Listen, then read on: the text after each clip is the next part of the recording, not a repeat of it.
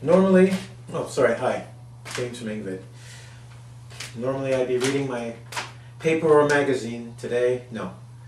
This is the Black Book of Death. Why? Well, if you look at my profile, you know I teach at a school in Canada.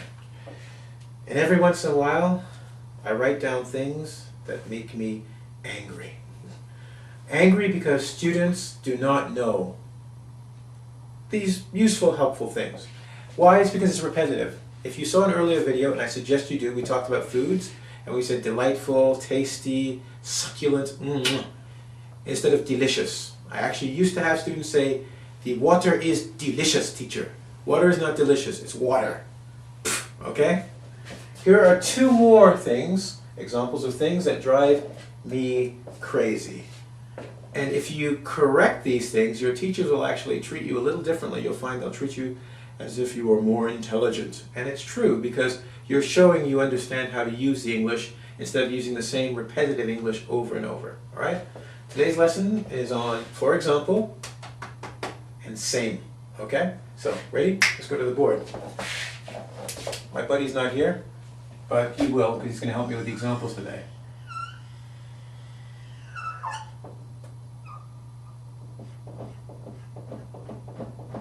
Okay, and as usual, Ezekiel has brought his beer. Alright? Time to go to work. So, two things we're going to work on today.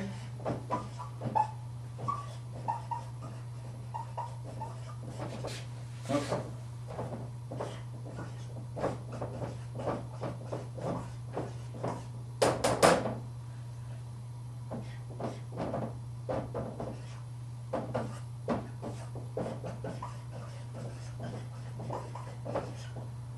Okay, drive me crazy. Number one, for example, teacher. So let's look at that. Okay, where's my eraser?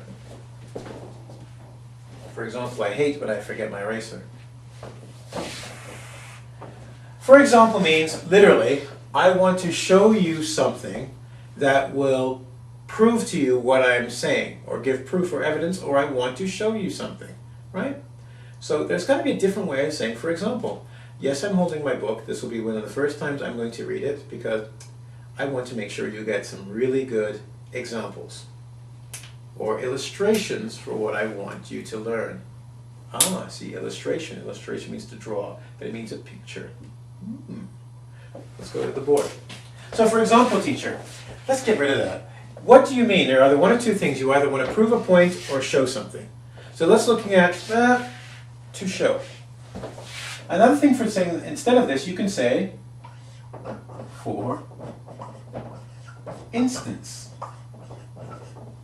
In this case, when we're doing this, we're showing something. We're saying, in this case, in this instance, in this situation, right? Similar to, for example. For instance, this morning I had, I usually have breakfast every morning. For example, I usually have oranges with some eggs. Or, for instance, this morning I had oranges and some eggs. Ooh, see, sounds the same, but it sounds nicer because it's different. And you won't be like every other student says, for example. You've shown you are a unique individual, and you should be treated like that. See? Good. All right, Ezekiel, he's got another hand up now. There we go. See? He's giving you the thumbs up there. Yeah, man! And drinking his beer. A drunk worm, tequila worm. That's where I found him, Mexico. Anyway. So for instance, that's a good one, okay? These ones will show. You can use them for showing your point, drawing a picture. Next one, to illustrate.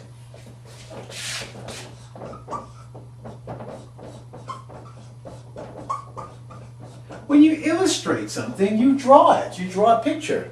Now, in a future lesson, I'm going to explain to you about the three ways of learning. And that would be auditory, kinesthetic, that's feeling, and visual. This is a good one for people who are visual because when you use it, it actually helps them draw a picture in their mind. Wow, you didn't think you'd get that for $1. See all this information? So you use that with people who are very visual, they'll get that picture right away. Okay? So anyway, so you might want to, when you show people, you say, for instance, I want to show you something, and to illustrate. Okay? And you're going to say to illustrate, and we can even put in brackets, because if you want to say this, get fancy, university level. Oh yeah, pull up.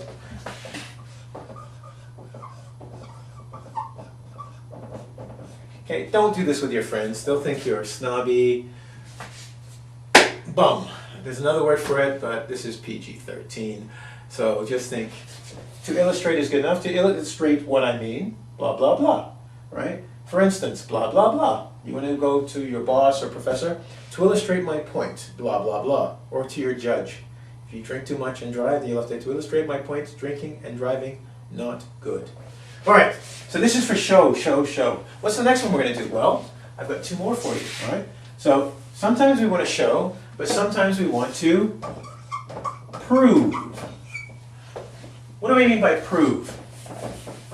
Well, prove is to say something is true. When you want to show something, you just want to mention it. You want to use it as an example, right? To show people. But when you want to prove a point, make it stronger. We call it hammering it home. Making sure people know. Here are two you like.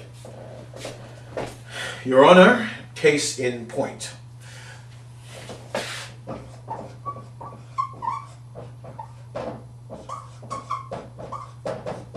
Case in point, phrase which literally means, this point makes my case, what I'm saying, true. This example makes what I'm saying true. So I want to prove something to you. So I don't want to just show it to you, I want to make it stronger. So yes, it does mean to show, of course. An example is a demonstration. But when you say case in point, there's a greater emphasis or there's a greater push to saying this is true and I'm going to prove it to you. Okay? So case in point, like you're a lawyer. Yeah, you're going to need one if you keep taking my lessons. All right. And one more, and it also has to do with points, because pointing is this, right? Which you should never do. If you do point, you should do this. It's open-handed. I have to do a lesson on body language. You're going to love it. You'll meet girls and boys like that. Anyway, you open your hand, right? Case in point, to prove what I have to say. The next one is this one.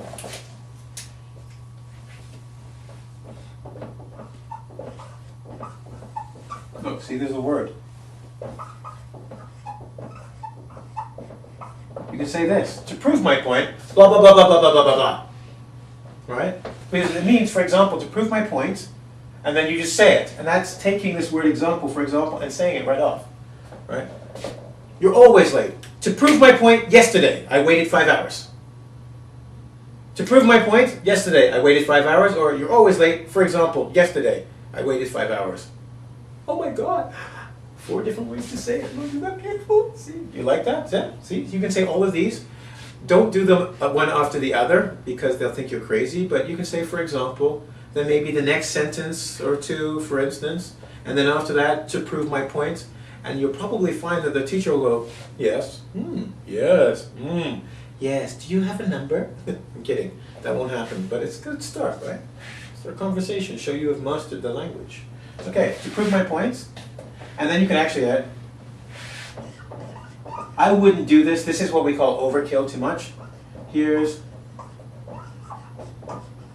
but you could add that word, this ugly word. Here's an example. But you don't need to. You can just say the explanation, right? Just say it right away. So, this is one of the things that drives me crazy. So I hope I've improved your life. Case in point, I'm going to give you another one that will make you look very, very intelligent with your teachers. Same.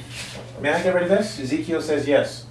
So it doesn't matter if you care or not. Ezekiel says yes, but we've got to prove and to show, and we've given you 4 examples. All right? See, holding onto the book so I don't tear my hair out from frustration. Okay, because I want to hear you, especially some of my students actually watch these videos. I'm talking to you, my students. Please use the examples I've given. And I will personally kiss you on the cheek every time I hear it. No, I won't. Some of you need to wash first, so no, I won't. But you understand, and you know who you are.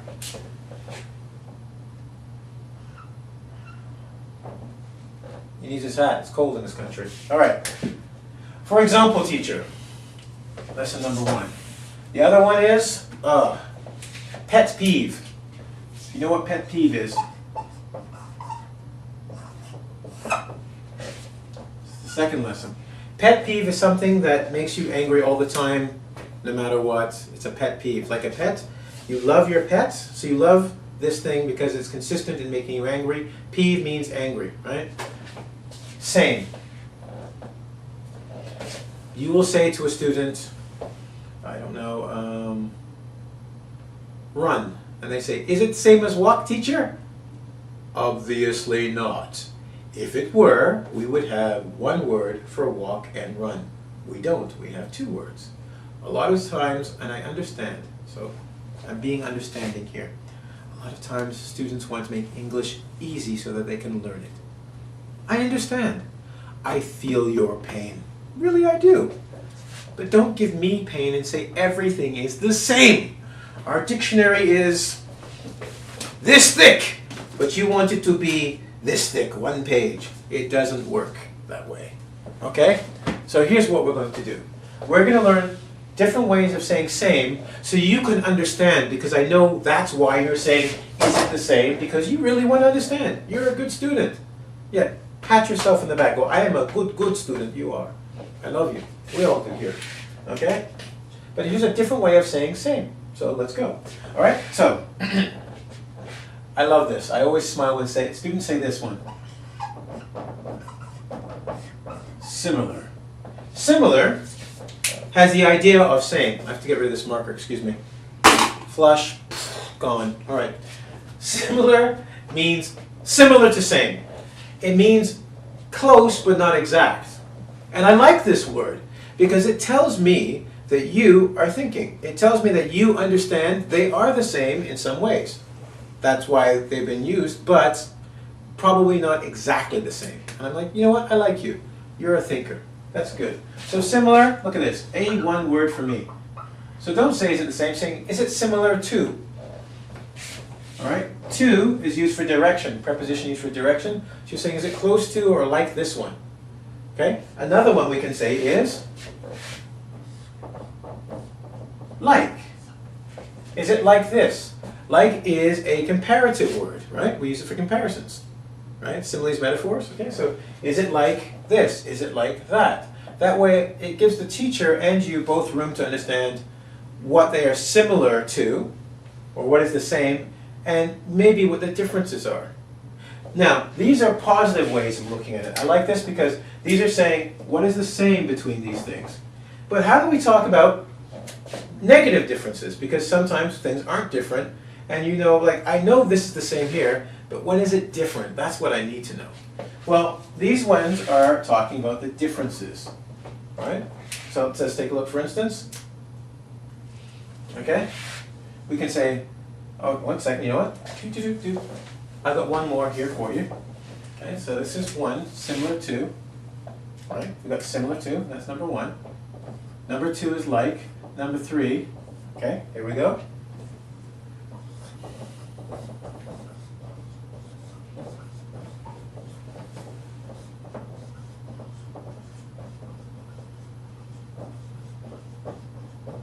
See, when we talk about something has the same meaning, right, it opens up, because you go, look, well, you said same. I said, do. I'm asking a question. I didn't say, are they the same, or they are the same. No, I didn't say they are the same thing. Do they have the same meaning? So if we do a question form. So that gives the person who's answering your question say, yes, they mean the same in this context, in this situation, but probably not all the time. Yeah? Okay, cool. So these are the positive ones. Now here's one, or two more. So I'm going to do this one. It's not negative, it just talks about the differences more than the sameness, what is different, right? Now, here is it. So we go, how or when are they different? Okay. If somebody tells you two words are similar, then you might say, well, he said similar, not the same. So if, or he or she, and then if she said they are similar, that means there must be differences. Maybe what's more important to you is, how do I know when not to use it? Okay? So you go, so hey, how are they, oops, I said they different? How do they differ? How can I tell the difference? Or, when are they different? In what situation does it become an adverb to an adjective? Or in what situation does the gerund form become a noun? What are they different? How are they different? Tell me so I can use it properly in the future. It makes my English grow or expand faster. Okay? Now, you heard me say the word differ. differs in here. See this?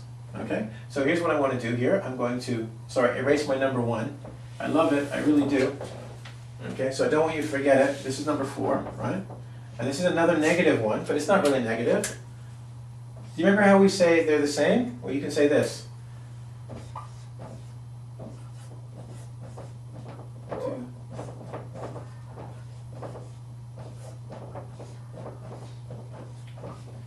All right? How do they differ? How are they different? How do they differ? Very similar question. Or when do they differ? So you can just say different instead of different. Okay? So I've given you 4 ways. And you know the number 1 way, right? Number 1, this one's positive, positive. Okay? And number 1 was what? Remember? Get rid of this one. We don't want to talk about same, we want to say similar. Similar. Right? Because if words are exactly the same, well, then we're only going to have one word, because what's the point in having snow and then having snow 1? Snow 1, snow, same, just have snow. Then we have slush in other words, right? Because there's always a little difference. Say, number 1, numero 1, ichiban. Yes, I speak some Japanese, not very much. Okay, number 1, say similar. Okay, and this shows the positive aspect of sameness. Okay, number 2, like, compare. So in this case, you're literally asking the teacher to compare it to another word. Number 3, do they have the same meaning? Give me the understanding. All right? Now, over here, we could go negative and go, how do they differ? How are they different, right? Or when or how are they different, in case you have a problem with differ. We good? Great. Those are my 2 top pet peeves. Don't worry. The black book shall make an appearance again. And when it does, I will bring out more of your horrible, horrible mistakes. But for now, let's go to the board. Ezekiel and I must take off. We're not going to the same place, but similar places, the washroom. But he goes in the ground and I go to an actual toilet. So, once again, he's saying, come join him for a drink at www.engvid,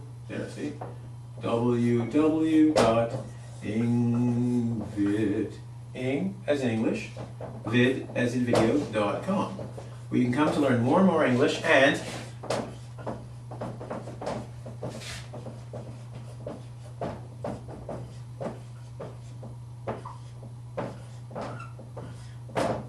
have a beer with Ezekiel. If you can find him, you get a free beer. Seriously, look on the website. Try and find a picture of Ezekiel. Free beer in Canada anytime you come. So you have to come and fly to Canada and then prove it's on the website and it's yours. All right? So have a good day. Don't forget engvid.com, where you can meet myself or see me again and other teachers who are looking forward to teaching you. Have a good one. All right? So, how do they differ? Right? Like, blah, blah, blah. Don't forget. See you.